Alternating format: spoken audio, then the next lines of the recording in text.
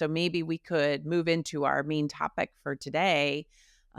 Bridget, maybe you could describe for listeners your role with the ABA, currently focused on legal education, and some of the work that the ABA did earlier this year on a report about law school preparedness for generative AI.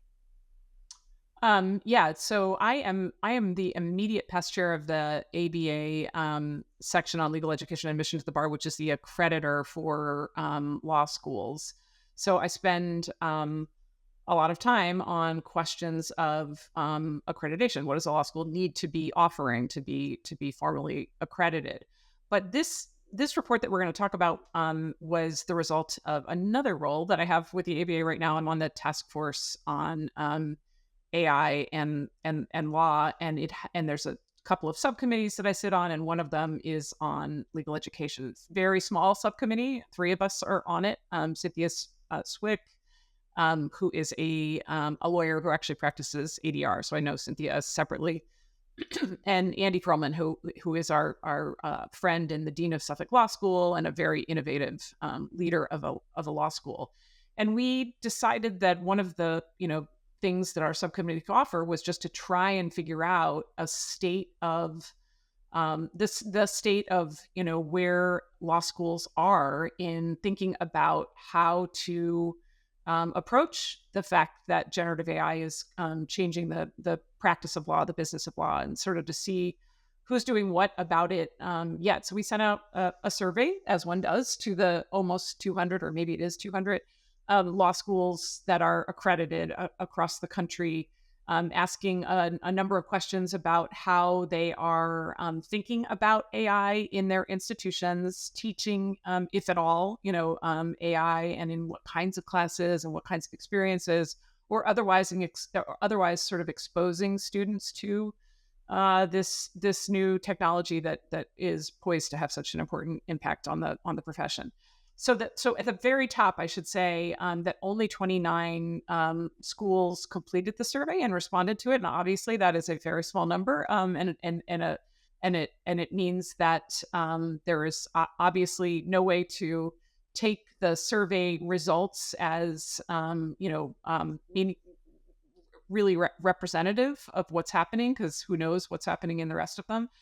My guess is, though, that the rest of the law schools likely didn't have a lot of answers to the questions because they just weren't doing anything yet, which is true across, as we know, true of lots of institutions within the legal profession. So not a critique, just I think probably a statement of where folks are. But so with that caveat of we only got 29 responses, I can talk a little bit about um, the responses that we did get and what we learned. But I'll pause for a minute in case you have any reactions to the low response rate. Yeah. It was my biggest takeaway when the study came out. I saw all the headlines in various publications about, law schools are immediately responding to the Gen AI moment. Law schools have, a proliferation of course offerings, which I was very curious about because in my experience, law schools don't necessarily change their curriculum overnight. There's a whole deliberative process. So when I dug into the study, I was not surprised to see that only 29 law schools responded. But I think the clarification is important because when I visit with law firms in particular, because they're reading the headlines and not the underlying report, their takeaway has sort of been like, we have confidence that the law schools are already responding and preparing students for a world transformed by generative AI. So I think it's important to understand that most law schools have not responded for the reasons that you have suggested. And I suspect that if you looked at the law schools that did respond, they're probably law schools where they've been building a muscle for quite some time in integrating technology into their curriculum, like a Suffolk, like you just mentioned, or Vanderbilt or Chicago, Kent, those kinds of schools. So before we got into the results, I just thought it was important to highlight, especially for people that may not be that connected with the law school world. Yeah, and one other related but slightly off topic thing I want to say at the top is that one of my last acts as chair of the section on legal education and admission to the bar was to appoint a a committee of council members to take a look at what AI should mean to the accreditor, and if there are ways in which the accreditor can make sure it plays a constructive role in getting law schools to address this change that's coming in the profession. And Justice Melissa Hart from the Colorado Supreme Court is leading that task force, and she's fantastic. So I'll be eager to see what they come up with in terms of ideas. Okay, back to the survey. So I'm just going to summarize a few of the findings. It's not very long if anybody wants to look at it, and easily findable online. But I can summarize the findings, and what might be more interesting is a couple of questions that it raises, I think, that you and I could discuss. So again, only of the 29 schools who responded, 55% said they offer classes dedicated to teaching about AI. Obviously, that could mean a lot of things, but that was the number. 83% said they provide opportunities for students to learn how to use AI tools. 85% are considering curriculum changes in response to the way AI is changing the profession. That actually surprised me as low. 85% of 29 are thinking about curricular changes, when it feels to me like everybody should be thinking about what it means for your curriculum. 69% of schools have updated their academic integrity policies, which of course is usually the first move we see in legal. Everyone sends out new policies about what you can't do with the technology. That's turns out to be true in a lot of law schools as well. 62% of law schools say they offer formal opportunities to learn about the use of AI in their first year curriculum, which again could mean a lot of things. It might mean part of your legal writing class is where you are introduced to some of the tools. That the schools all have diverse approaches. They're at lots of different stages, from proactive adoption to we're thinking about it, we're not sure what we're going to do yet. The changes that are happening span from reassessing evaluation methods to introducing brand new tools, and sort of flagging and talking about ethical considerations. 32% offer formal opportunities to engage with AI through partnerships with other university departments. I have to say, I do think this is one place where the universities that have a muscle for collaboration across units have an advantage, because you hear me say it. If you've heard me say it today, you've heard me say it every day. I think this is a moment for radical collaboration, and lawyers need partners to figure this out. So I think some of the universities who have those partners at the ready and have worked with them before have a real advantage. 62% of schools are undecided about whether they're going to let applicants use generative AI in applications. That actually kind of cracks me up a little bit. I'm not sure how they let or don't let them. And 31% of the 29 respondents are explicitly prohibit its use in applications. Also makes me laugh a little bit. Anyway, so those are some of the things that we found from the schools that responded. And by the way, thank you to all the schools that did respond. I think that's, especially the ones that responded and said we're not doing it yet. That's important for us to know, and we appreciated having that information. But it raises a lot of interesting questions, I think. And one is, you and I have talked a lot about how legal institutions are at a moment where they are facing, the innovator's dilemma, the Clayton Christensen framework for what might happen when disruptive technology overtakes legacy successful institutions and processes. Do you think law schools fit that paradigm, or do you think they're just kind of outside it because they have such a different culture and incentive structure? What's your view on whether law schools also have to worry about being disrupted right now? Yeah, I love that question.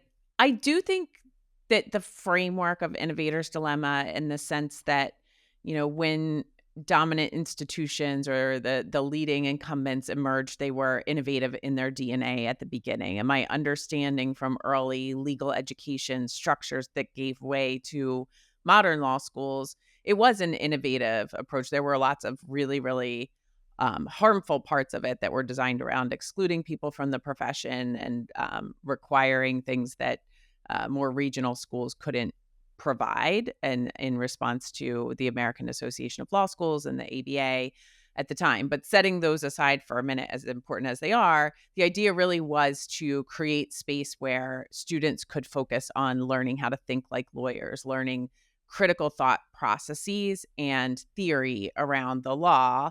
And then they would be sort of employed by, in the case of sort of the Cravath model of dividing practice and education, they would be employed by law firms who would then actually teach them the practical skills they needed to teach. And it was a really intentional divide that was trying to solve for the idea that it was complicated to learn both theory and practice at the same time. And it was done ad hoc in a local law office.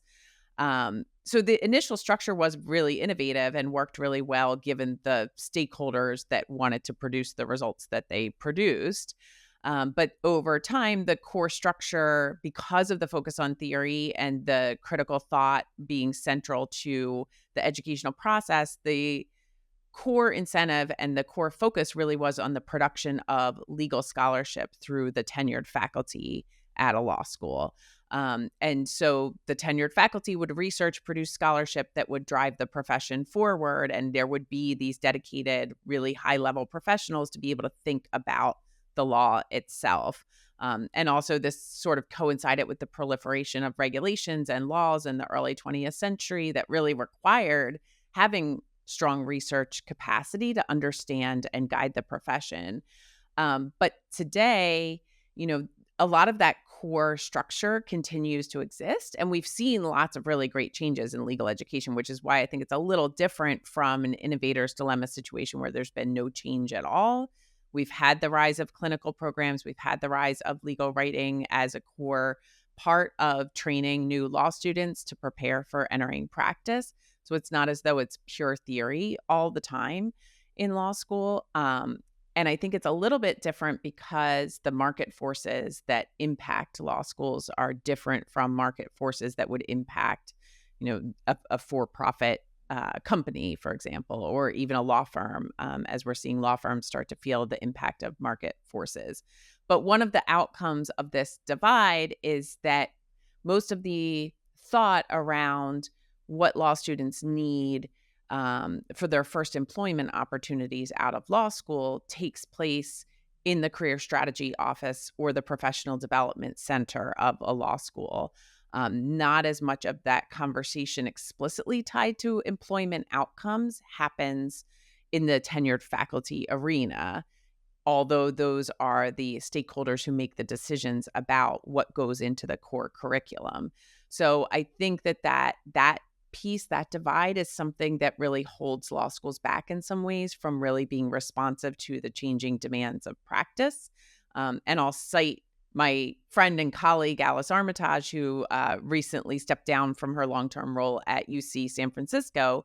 And Alice has talked about how the first year in particular, which is the year when everything is required and consistent across the board, is really designed to produce appellate lawyers in the way that we teach appellate case law and the way that we focus on oral argument when most people are not going to pursue careers in appellate law. But at the time, again, in those early days, that was really the predominant feature of legal education. So I think that there are elements that really structurally impede us from responding quickly to the moment. But I would love to hear your thoughts about whether you think that law schools suffer from innovator's dilemma or whether they're different in some ways than other organizations.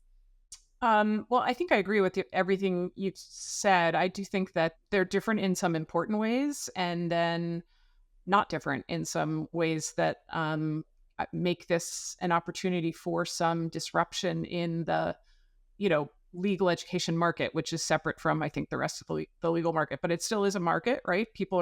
Consumers are still making choices about where they want to spend a whole lot of tuition dollars and how they want to, approach their learning. And I mean, you and I have talked many times about the way law school ranking systems are done and the way that ranking system inhibits innovation. And I think that there's a little bit of an opportunity, sort of an innovator's dilemma opportunity for some scrambling in at least the way consumers think about what law schools they want to go to.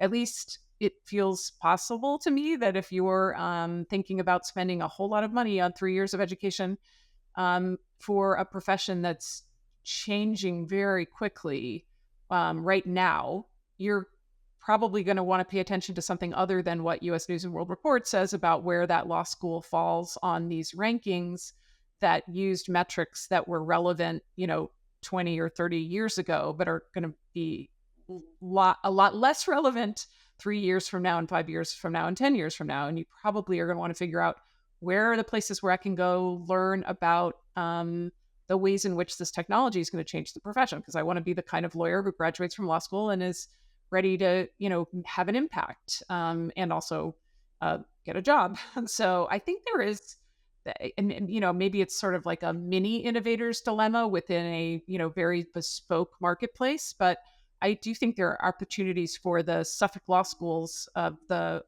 world to leapfrog a lot of other law schools that US News and World Report would have said are ranked ahead of Suffolk for some metric that I don't think anyone's going to care much about in a few years. So if they care now, I'm not sure if they care now, but I don't know. Those are my thoughts. It's going to be fascinating to see what happens.